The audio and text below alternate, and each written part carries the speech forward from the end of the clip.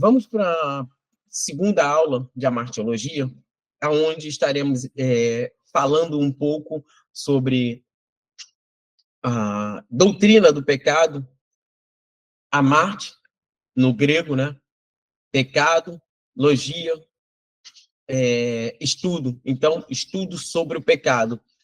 Sabendo que a palavra pecado, no hebraico, chata, também vai dar esta conotação de errar, de estar em falta com algo. Eu vou estar dando alguns nomes aqui para entrarmos no ensino sobre no Antigo Testamento e no Novo Testamento. Alguns nomes usados para aí designar o pecado. Quais são esses nomes? O próprio nome, pecado, que vai estar no hebraico, né? Como eu falei, escrito chata, que vai estar falando em errar ou estar em falta de algo. A palavra para pecado, amártia, que vem do grego, é errar, o alvo. Outro nome dado também é prevaricação ou transgressão, que vem da raiz do hebraico, ma'al, que significa cobrir, agir de forma encoberta, ou seja, traiçoeiramente, ofensivamente. E também o mesmo termo para prevaricação vamos encontrar no grego, prevaricação para pitoma, que significa escorregar, cair, tropeçar de lado, ofender ou pecar. Outro nome também usado no decorrer das escrituras é iniquidade. Iniquidade, que o nome no hebraico é Avon. O nome para iniquidade no hebraico, Avon, que significa perversidade, falha, iniquidade, tá? E na palavra grega para iniquidade, adikia, que significa moralmente errado, injusto. Outro nome para pecado, também utilizado, é mal.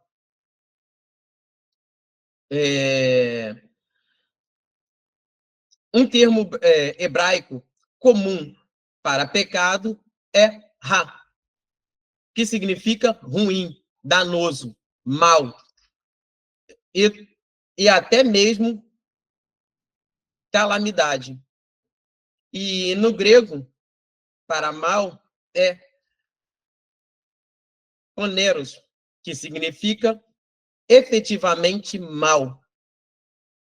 E outro termo também usado para pecado, pecar, é impiedade, que vai ser usado várias vezes, e no hebraico, racha, que significa moralmente ruim. E no grego, o termo anomia, que também traduzido como iniquidade. Então, esses termos usados em muitas palavras vai dar uma conotação do pecado, errar, entrar em uma certa desvio de conduta. E o pecado ele vai estar sendo trabalhado nesse tema aqui em algumas esferas. Vamos estar falando, nesse exato momento, a natureza do pecado, o ensino no Antigo Testamento, certo? Então, o pecado no Antigo Testamento, na esfera moral. Na esfera moral. Gênesis, capítulo 4, versículo 7, vai estar falando assim: se bem fizer, não errar, que será aceito. E se não fizer bem, o pecado faz a porta, e sobre ti será o seu desejo, mas sobre ele deve dominar. Olha que interessante. Na esfera moral, aqui está falando sobre Caim e Abel, e aonde ele deveria dominar essa questão dentro dele. O pecar, né? A condição do pecar, você aí pode decidir: vou pecar. Gênesis capítulo 4, 7. Na esfera moral, aonde você vai encontrar uma pessoa que ela tem ali na sua frente, eu posso errar, mas eu não erro. Ou eu posso errar e vou errar, porque é uma decisão. E vai falar que isso já era introduzido no coração daquele que decidira fazer esse mal. Ele tinha condição de fazer ou não fazer, mas só que voltado pelo o seu desejo, e isso vai tocar na esfera moral, fazer algo que não é bom para consigo e para com o próximo. E esta palavra é usada para errar o alvo, errar o caminho, ser achado em falta, ser pesado na balança, assim como houve o primeiro homicídio. Enquanto que Adão e Eva também tiveram as suas escolhas ali, não sabendo, né, a consequência que iria vir, e eles tiveram a decisão de comer da fruta. Agora, já os seus filhos, né, vai acontecer aquele primeiro homicídio, e aqui vai falar de uma esfera moral. Por que moral? Porque está atingindo algo da moralidade da pessoa em si e também daquele que está sendo atingido.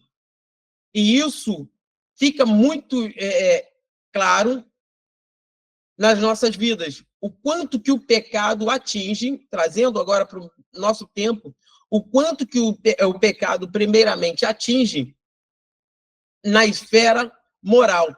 E aqui eu quero fazer um adendo, né? Uma pequena colocação. Muitas pessoas procuram uma cura, para muitos fatos de sua vida,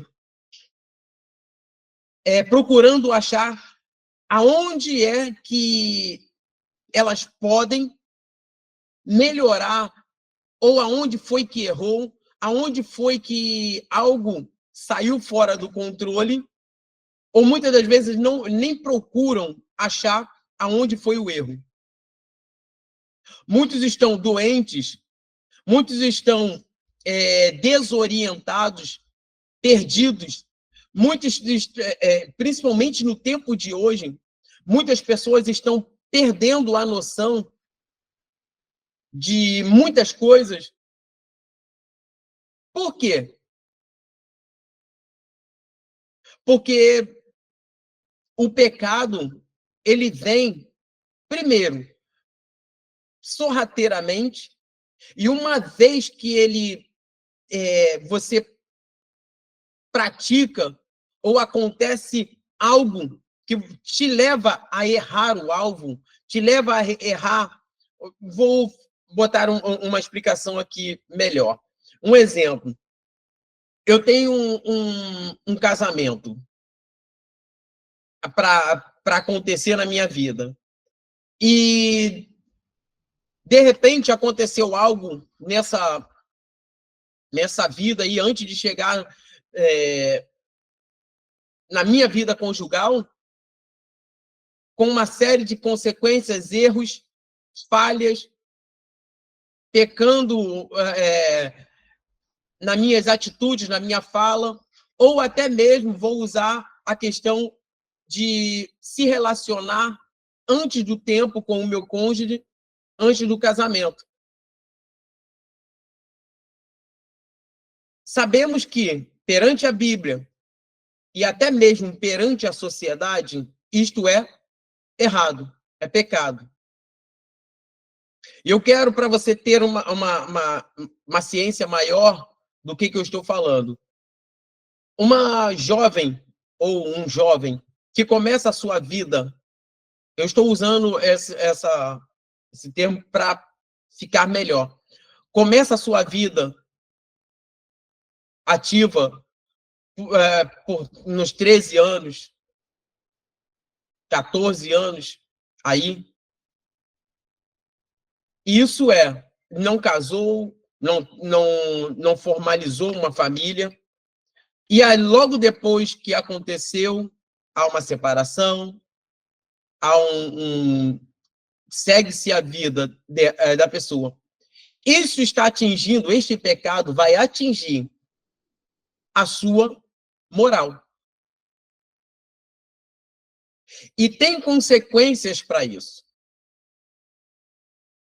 Às vezes, uma gravidez, às vezes acontece alguma coisa, o seu próximo casamento, talvez você vai estar baseando em atos que aconteceu no passado, um relacionamento que você agora pode ter tudo para dar certo, mas devido ao errar o alvo, ter uma consequência desastrosa lá atrás, ou na vida ministerial, vamos falar melhor assim, você teve algo na sua vida ministerial que teve uma pequena falha ali, um erro.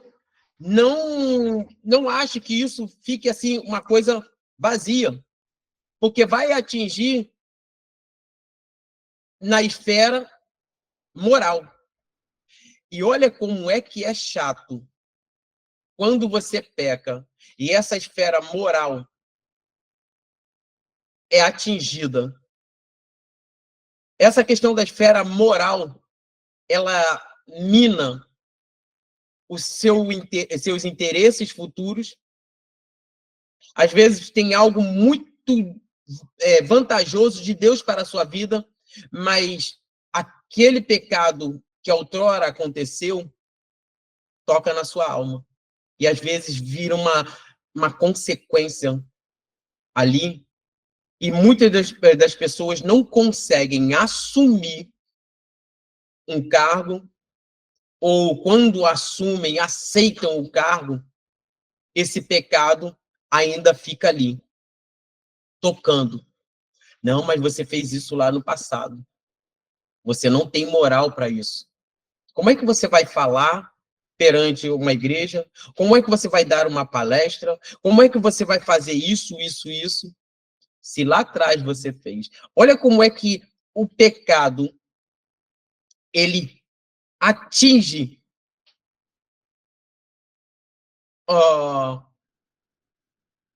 a sua moral. Assim foi com aquele homem que matou o seu irmão. E o que acontece com ele? Ele vira peregrino. Ele fica aí à mercê de uma marca peregrinando. E ainda mais, tendo praticamente, vamos dizer assim, um alvo nas suas costas. Mas vamos pegar o segundo aí, esse termo moral, né, ele também vai estar falando sobre tortuosidade, perversidade, violação à lei de Deus. Vamos ler o segundo, que vai ser na esfera da conduta fraternal.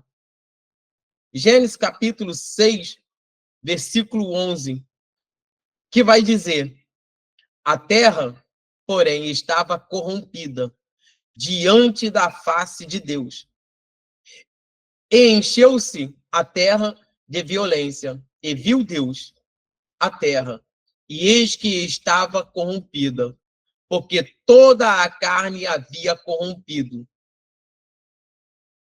o seu caminho sobre a terra. E o que estamos falando aqui é sobre uma conduta fraternal, que é cometer, né, violência ou conduta injuriosa entre os irmãos, entre uma pessoa.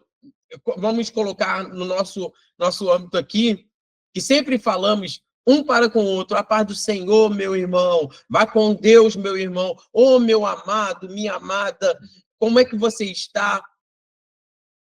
E ao mesmo tempo que nos tratamos como irmãos, amados em Cristo, muitas das vezes usamos de violência, usamos palavras que machucam, e eu não estou falando de exortação à luz da Bíblia, eu estou falando de algo perverso, de algo que fere, né, uma conduta fraternal. Eu tenho aqui mais um para ler, mas vamos na terceira, que vai falar sobre na esfera da santidade. Olha como é que vai aumentando. Na esfera da santidade. Como assim? Na esfera da santidade. Israel era um povo separado, um povo escolhido. E na escolha deste povo, o nome Kadesh, né? Separado, santos. Na escolha deste povo, Deus requer que esse povo fosse separado do que era do mundo, do que era para fora ali das terras de Israel. E tudo o que Deus colocara na sua lei era para que o povo cumprisse. E uma vez que não cumprisse, se tornava profano ou maldito, né? A palavra usada, contrário do que é santo, contrário do que é separado. Então, na esfera da santidade, aí vamos colocar algo aqui muito interessante. Uma vez que errar, pecar, ter um deslize, ter algo momentâneo em todas as palavras que vai ser usada para pecar, cometer uma iniquidade, prevaricação, também o termo, como eu falei aqui, cometer um mal ou impiedade, ela tem algo interessante. Ela nos afasta de Deus. O pecado, ele nos afasta de Deus. E quanto mais você peca, mais distante de Deus você fica. E vemos isso ao longo do tempo em Israel. Quanto mais eles erravam, mais distante eles ficavam de Deus. Tinha um templo da adoração, tinha um lugar para ficar. E eles corromperam até o templo do Senhor. Eles corromperam, colocando imagens, colocando objetos ali que o Senhor não permitira. Isso é corromper a lei do Senhor. Quando Deus fala, olha, você é chamado para isso. Você, vamos dizer assim, você é chamado para pastorear. Eu estou pastoreando, mas no mesmo tempo que eu estou pastoreando, com algumas coisas que eu conheço sobre Deus, aí eu vou lá e insiro algo que não é da parte de Deus. Eu estou pecando, estou errando o alvo. As pessoas acham que pecar só vem no sentido de cometer atos sexuais ou de não estar fora da igreja, mas tem o pecado, ele vai muito mais abrangente para todos nós quando entendemos. E são pequenos detalhes, vamos seguindo. Na esfera da santidade, porque ele nos afasta de Deus. O pecado, ele te deixa muito mais longe das coisas que Deus quer para você. Outra é na esfera da verdade. Aí eu gostaria que você abrisse em Provérbios, capítulo 6, versículo 16 em diante. Olha, interessante esse Provérbios. E entre tudo que já falamos aqui, esse provérbio vai resumir coisas assim maravilhosas. Provérbios, capítulo 6, versículo 16 em diante, que vai dizer: 6 coisas aborrece o Senhor, e a 7ª, a sua alma abomina.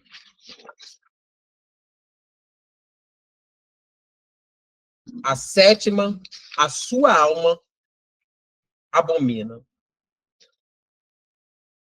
Quais são esses pecados listados aqui? Olha que interessante para você refletir. Deixar na cabeceira ou trocar até mesmo, tirar aí o Salmo 91, que está empoeirado aí na sua escrivaninha, coloca Provérbios capítulo 6, marca ele com marca-texto para que você possa lembrar. 6 coisas aborrece. Isso é, tem 7 coisas aqui que aborrece o Senhor. 6 aborrece. E a 7ª, ele abomina. Vamos lá? 6 coisas aborrecem o Senhor. E a 7ª, a sua alma abomina. Olhos altivos. Olhos altivos. Línguas mentirosas. 2, né? 3, mãos que derramam sangue inocentes. 4, coração que maquina pensamentos viciosos. 5, pés que se apressam a correr para o mal. 6, testemunha falsa que proferem mentiras.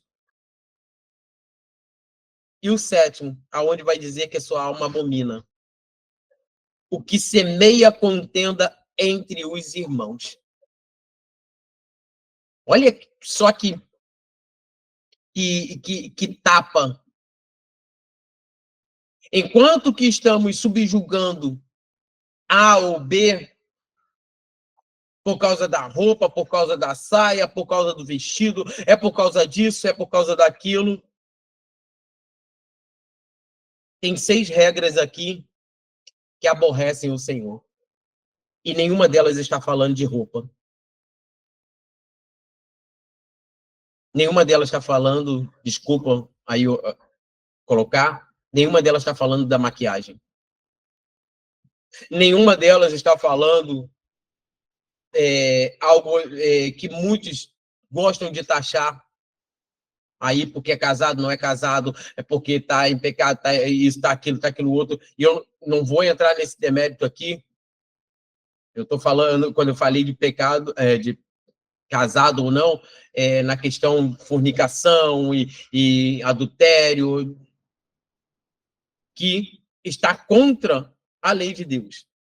Porém, tem coisas mais abaixo e mais danosas. Por quê? Quando fala de olhos altivos, são aquelas pessoas que estão sempre ali tentando prestar atenção em tudo, condenatórios o tempo todo.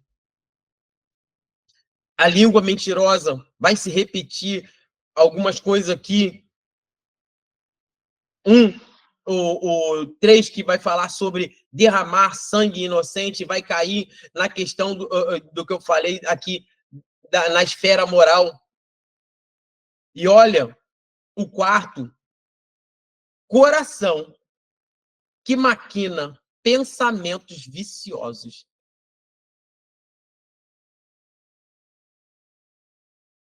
Tem coisas que acontecem.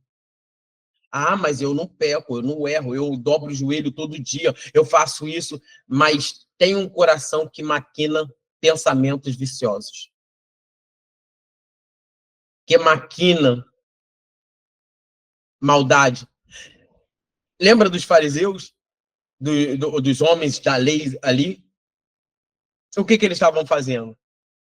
Eles não queriam que o sangue caísse sobre eles. O que eles fizeram? Incitaram o povo, incitaram outros maiorais para que a morte de Cristo caísse na conta. Não, olha, não fizemos isso. Porque pelas próprias mãos deles, eles não fizeram. Mas pelos atos, caiu sobre eles essa responsabilidade. Isso, já viu pessoas assim? Elas não fazem. Mas vê um irmãozinho entrando na igreja, corre lá para o pastor. Olha, pastor, tá vendo aquela ovelha ali? Olha, eu já vi ela lá em tal rua, assim, assim, assim. Se eu fosse o Senhor, eu não deixava ela sentar, nem chegar ali na igreja. Isso são os pensamentos viciosos, que maquinam maldade. Eu vi um vídeo essa semana sobre um pastor que estava pregando e ele estava falando sobre quantas pessoas que ele lançou no inferno. E ele vai contar o seu testemunho, falar que ele, aquele jovem, líder dos jovens, e tinha 2 meninas ali que elas eram conhecidas e algumas pessoas, né, elas iam para o culto, para o ensaio, cantavam coisa, e quando terminava o culto, elas iam para a balada, pegavam o ônibus, ia para outra cidade, ia para a balada. E ele, naquele afã, né, de condenar, falar que não, pecadores aqui não, que não sei o quê, arrumou ele mais um grupo de caçadores de pecado alheio, e eles vão até a outra cidade, eles pagam. É interessante que muitos pagam para destruir a vida dos outros, com o intuito de dizer, não, eu estou preservando a igreja. E com isso ele foi até essa boate, e muitos ali, como ele tinha relatado para o pastor, e o pastor falou, olha, não tem prova, então deixa as meninas. E com isso eles levaram câmera, filmaram, pegaram, e com maior prazer, no outro dia, eles estavam lá, no gabinete, mostrando todo o arsenal que conseguiram das duas jovens. E chegou, e o pastor conclamou, né, no culto, para que, numa terça-feira, para que todos, não faltasse ninguém, tivesse presente. E o pastor, naquela noite, citou o nome das duas meninas, falando que elas estavam excluídas por causa disso, disso, disso. E as mães das meninas estavam na igreja, duas senhoras que eram assíduas, oravam pelas suas filhas, estavam ali. As meninas envergonhadas levantaram do banco e foram embora. A sensação de todos, agora é minhas palavras, a sensação quando isso acontece, agora sim, o mal saiu de dentro da igreja, não tem que ficar aqui não, ele tem que se arrepender, coisa. Mas esse rapaz vai dizer na história que essas meninas foram embora e nunca mais voltaram. E eles, depois que ele sentiu aquela amargura, ele tentou falar com as meninas depois de uma semana, elas não receberam. E insistentemente ele ficou tentando falar com elas depois de 2 anos. E aí, quando atenderam, uma atendeu, a menina estava envolvida com drogas, se eu não me engano, a história é assim, e a outra tinha casado, apanhava do marido. O que eu quero dizer com isso, essa história que eu trouxe, que foi outra pessoa que contou? Muitas das vezes, no afã, na vontade, na ânsia de acharmos o pecado do nosso irmão, cometemos o que está em Provérbios, capítulo 6. Coração que maquina pensamentos viciosos, pés que se apressam e correm para o mal. E quantas pessoas não foram mortas exatamente por nossas atitudes? Sabe o que? Mas, pastor, o que acontece? Olha, não confunda você alertar, trazer uma palavra de confronto,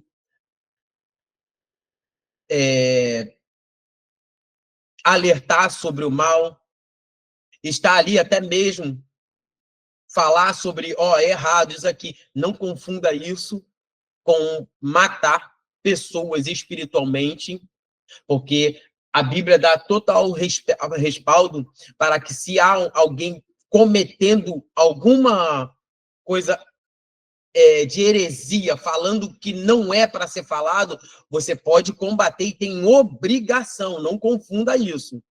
Tem obrigação de combater.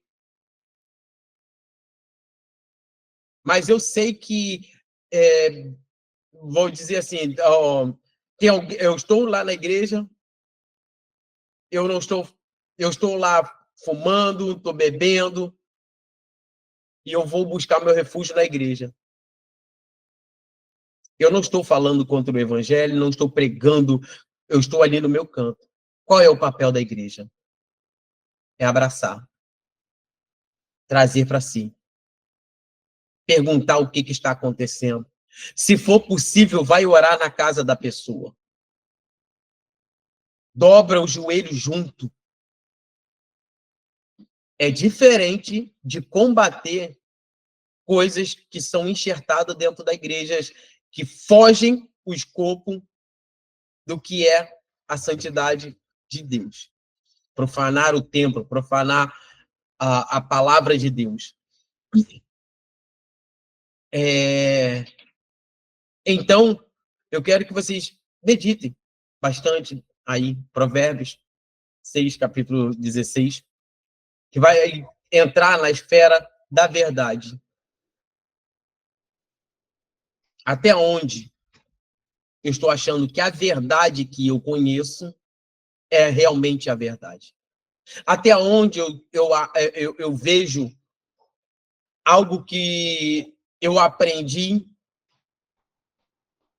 é para que eu aplique ali sem ter o conhecimento, ou sem ter uma obra, trabalhar nessa obra com eficácia. Outra que vai entrar na esfera da sabedoria. Continua aí em Provérbios, na esfera da sabedoria. Provérbios 7:7 vai dizer: vi entre os simples, descobri entre os moços um moço falto de juízo. Olha que interessante essa questão do pecado, que vai estar falando na esfera da sabedoria. Não tem uma galerinha aí que fala, não tem que ler a Bíblia. Não tem, não, é só eu abrir a boca porque vai estar atingindo na esfera da sabedoria o pecado. Quem é falto, né, de juízo, falto de inteligência, falto de conteúdo, né, para ser norteado ali, você está cometendo um pecado. Eu louvo a Deus porque tem pessoas que aqui que têm sede de conhecimento, têm sede de buscar mais e mais se aprofundar sobre Deus. Mas fico triste demais. Ainda existem pessoas nas suas ignorâncias. E essa ignorância é pecado. Porque para você errar o alvo, igual foi assim, eu estou ainda no Antigo Testamento, o povo de Israel, e até mesmo vai dizer, o meu povo peca. Por quê? Falta conhecimento. Deixar o conhecimento de lado para levar uma vida louca. Ah, não, é porque eu sou espiritual. Não, é porque...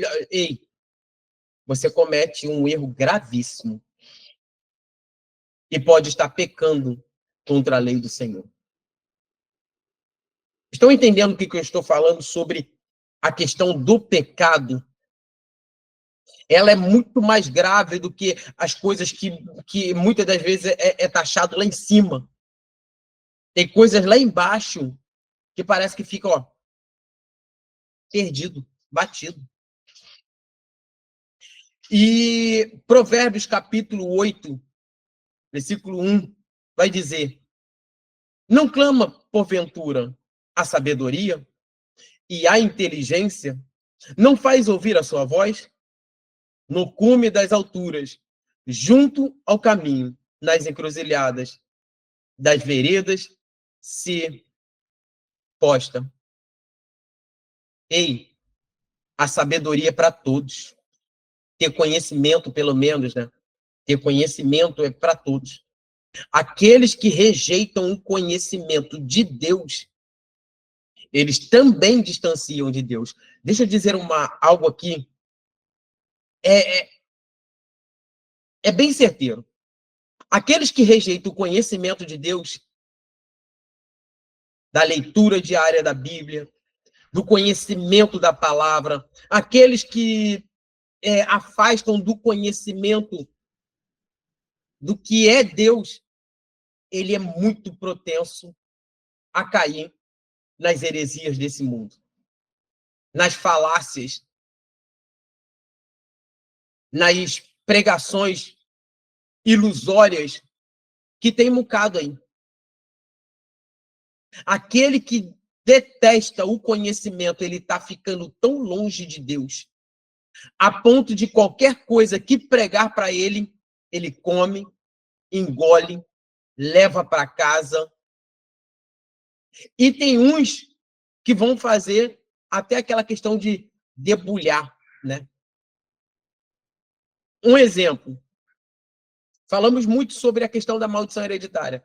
Eu já vi pessoas ouvirem, aí vão pesquisar e comem aquilo ali, ficam se deliciando de uma mentira, se deliciando de uma inverdade. Fica se deliciando ali a ponto de terem pesquisas, aprofundar nos estudos, de pessoas fazerem estudos aprofundados sobre maldição hereditária. Mas quando você vai explicar, e tem alguns que são até arrogantes, quando você vai explicar sobre a questão de maldição. Que, não, é porque fulano falou assim, fulano falou... Mas não buscam o que é a verdade. Pegam a Bíblia para ler isoladamente. Textos isolados. E em Salmos, que vai ser esclarecedor, né? Salmos 1:1. Bem-aventurado o varão que não anda segundo o conselho dos ímpios, nem se detém no caminho dos pecadores, na roda dos pecadores. Mas antes, tem o seu prazer na lei do Senhor. E nesta lei, medita dia e noite. Certo? Ainda Provérbios 14:6 vai dizer: vocês, malfeitores, frustram os planos dos pobres, mas o refúgio deles é o Senhor, que vai falar sobre dos escarnecedores. Aqueles que escarnecem daqueles que não têm nada. São faltos.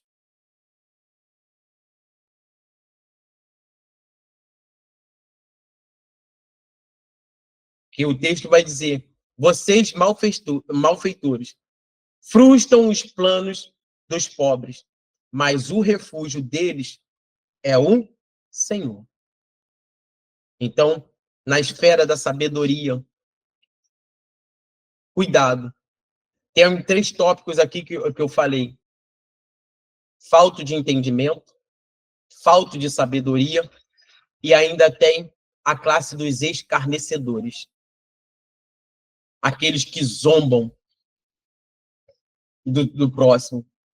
Aqueles que se deliciam na mesa dos zombadores. E tem muitos que são assim. E eu quero entrar aqui no ensino no Novo Testamento, que vai estar falando primeiro, também utilizado como errar o alvo, assim como no Antigo Testamento, no Novo Testamento, também usado como errar o alvo. Outro ponto aí encontrado em Mateus capítulo 6, versículo 12.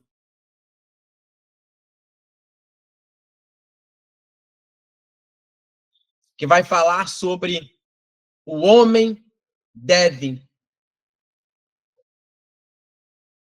O homem deve. A palavra dever vem de dividir, vem de dívida, desculpa, vem de dívida. Incapaz de pagá-la. Cansamos de estudar sobre isso, que não temos a capacidade de pagar essa dívida. Mateus 6, capítulo 12. E a única esperança do homem é ser perdoado ou remido por essa dívida? Quem nos remiu? Quem nos perdoou?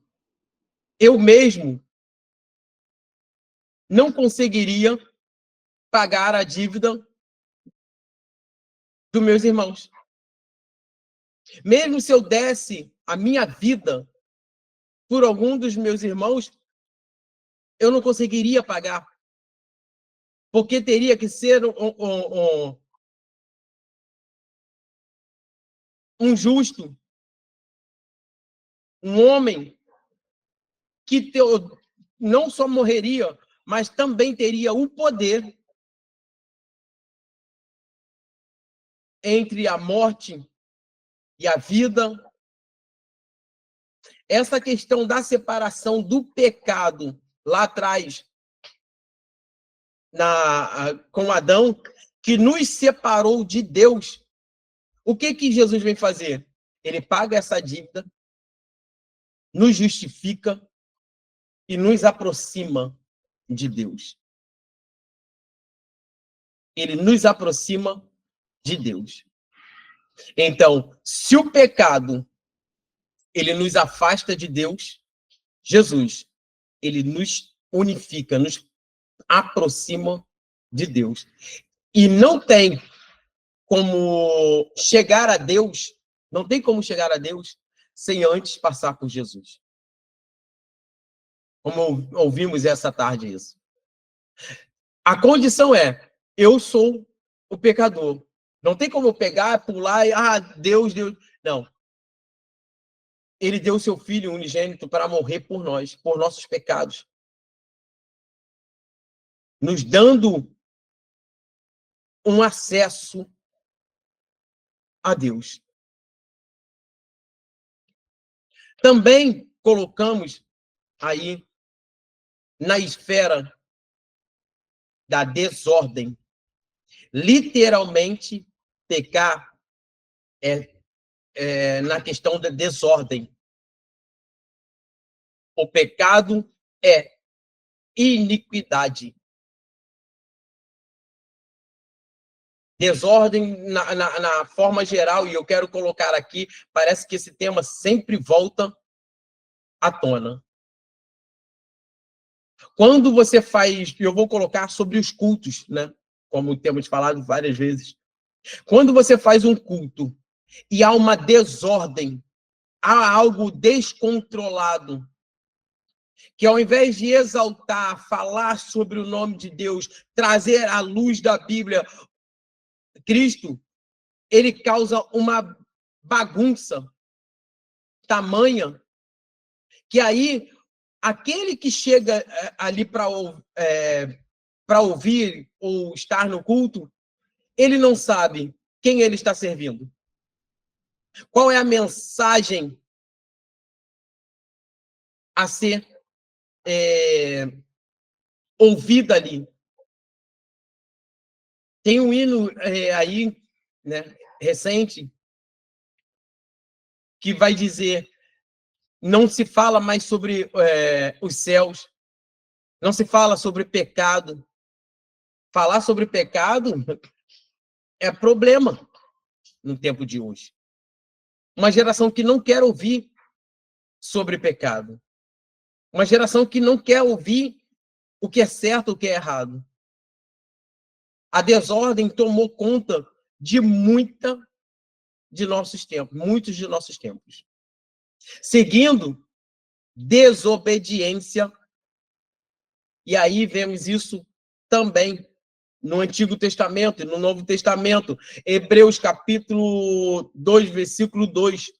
Hebreus capítulo 2, versículo 2, que vai dizer: porque se a palavra falada pelos anjos permaneceu firme, e toda a transgressão e desobediência recebeu a justa retribuição.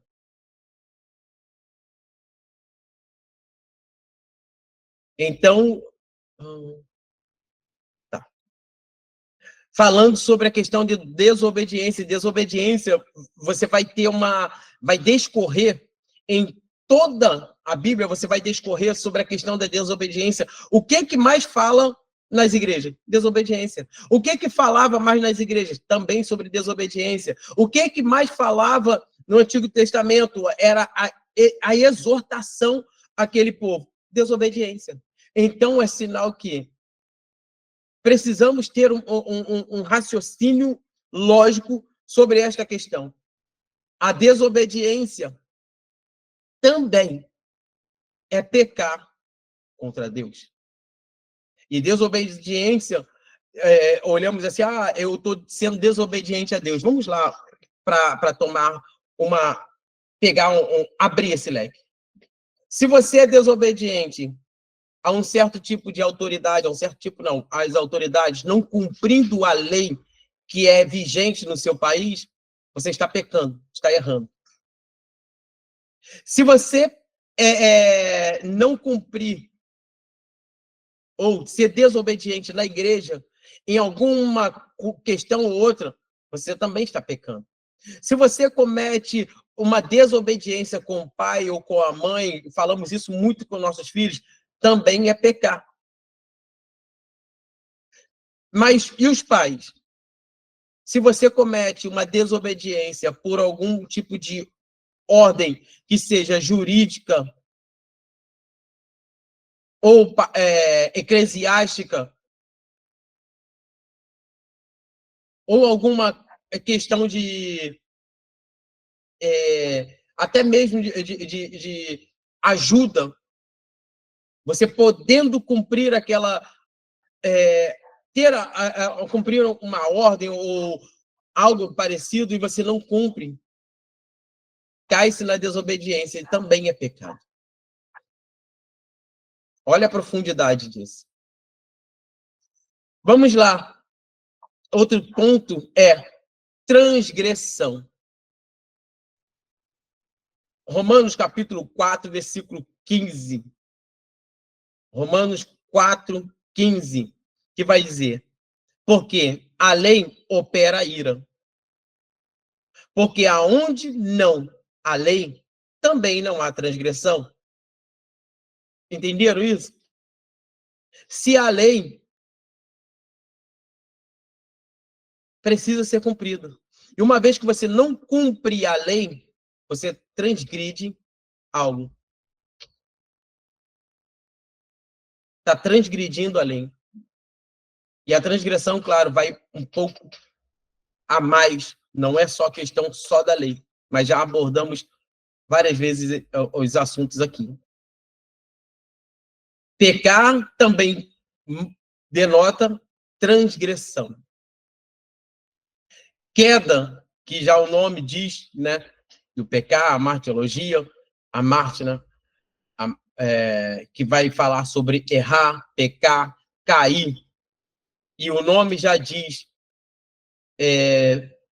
falto ou cair para um lado. Cair para um lado. E isso é um perigo.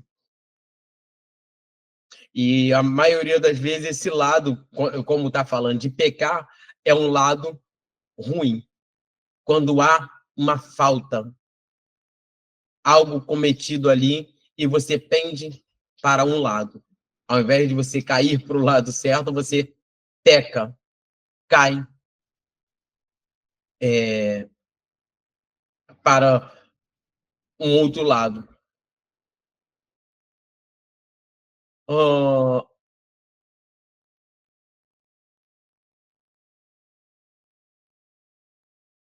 Derrota. Mais um ponto. Derrota. Romanos capítulo 11, versículo 12, que vai dizer, Romanos capítulo 11, versículo 12, e se a tua queda é a riqueza do mundo, e a sua diminuição a riqueza dos gentios, quanto mais a sua plenitude. Então vai falar sobre a queda. Olha só, a sua queda é a riqueza do mundo. A sua queda é a riqueza do mundo. e a sua diminuição, a riqueza dos gentios. Mas quanto mais a sua plenitude. Então, para o mundo, tem uma riqueza, a sua queda, o seu pecado, a sua derrota. E isso, toda vez que somos derrotados pelo pecado, derrotados porque não cumprimos a lei do Senhor, derrotados porque não conseguimos fazer algo, e isso se torna para o mundo uma riqueza. Isso é para nos fazer pensar. Por fim, chegamos à impiedade. Romanos capítulo 1, versículo 18. Porque do céu se manifesta a ira de Deus sobre toda a impiedade e injustiça dos homens, que detêm a verdade em injustiça. Eita, que pesa demais essa palavra. Olha como é que é essa questão da injustiça. Impiedade, né? Tem muitas pessoas que vão falar sobre ser piedoso, ser isso, ser aquilo, ou melhor, né?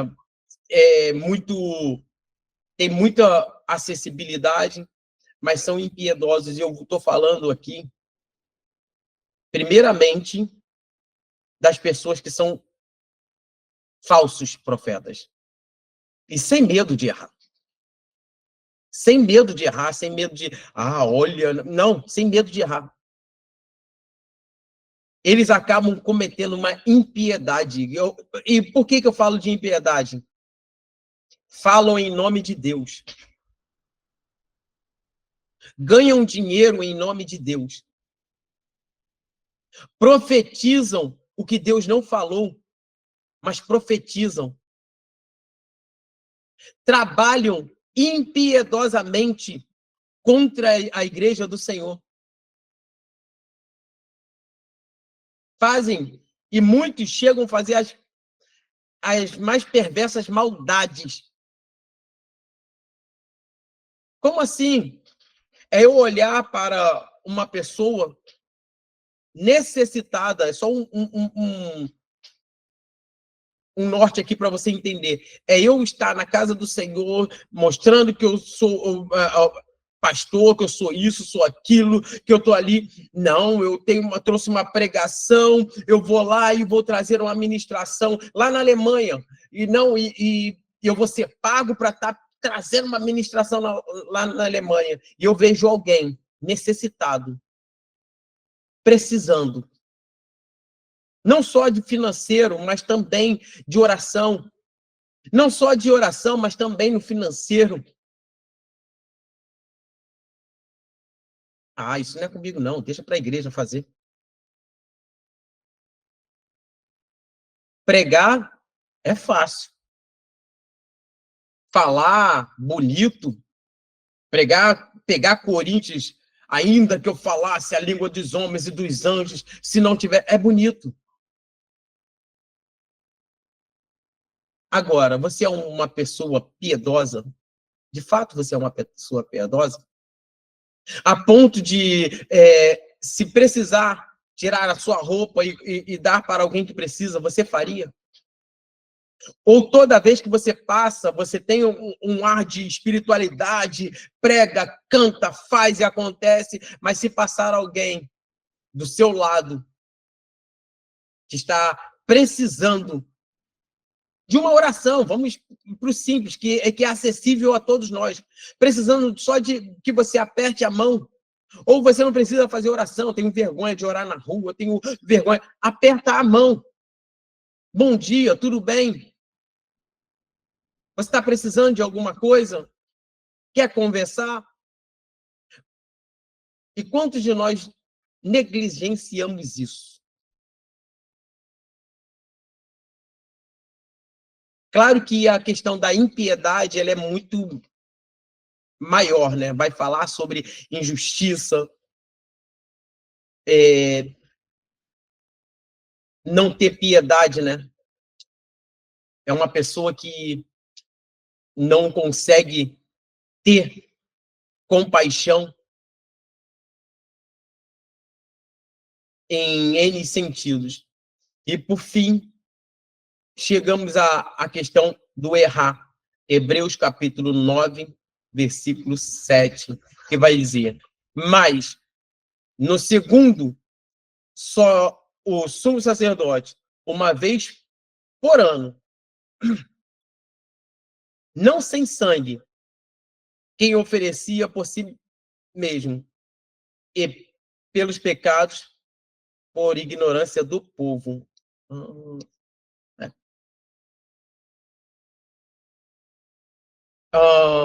Vamos lá. E eu quero trazer aqui algo, para estar finalizando, importante para as nossas vidas. O pecado, né? Ele vai atingir algumas esferas, vai ter consequências nas nossas vidas. E consequências essas que vão atingir muitas questões, três principais. Notem-se aí. O pecado te traz uma morte natural, que vamos encontrar em Gênesis. A partir de ali, o homem tem a sua morte, que é natural. O pecado traz a morte espiritual, o afastamento de Deus. O pecado traz a morte eterna, que vai estar em Apocalipse, capítulo 20, 14. O dano da segunda morte. O dano da segunda morte. O pecado também tem o poder. Ele traz vergonha perante Deus. O pecado interrompe uma comunhão entre Deus e o homem. Mas, sobre tudo que falamos sobre pecado, tudo que colocamos aqui. Pastor, mas falamos só sobre o pecado hoje. Tem um ponto feliz nessa história. Porque por um homem entrou o pecado, mas também por um homem trouxe vida. E não há condenação para aqueles que estão em Cristo Jesus. Porque a morte de Cristo, lá na cruz do Calvário, nos deu condições. Somos justificados, lavados, remidos. Agora não somos só servos, mas também conhecidos como amigos de Deus. Se o pecado tem esse poder de alastrar, de fazer um mal gigantesco, tem um que nos dá a liberdade para morrer para o velho homem e reviver para Deus. Para finalizar, fique aí com as consequências do pecado. Eu vou repetir. Consequência do pecado. O pecado traz a morte natural. O pecado traz a morte espiritual. O pecado traz vergonha diante de Deus. O pecado interrompe a comunhão com Deus. E o pecado traz a morte eterna. Amém?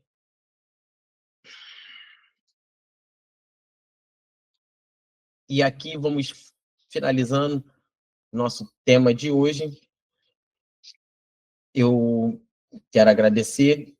Qualquer pergunta, qualquer coisa que vocês podem estar colocando, que assim que possível, vamos estar respondendo, tá bom? Deus abençoe.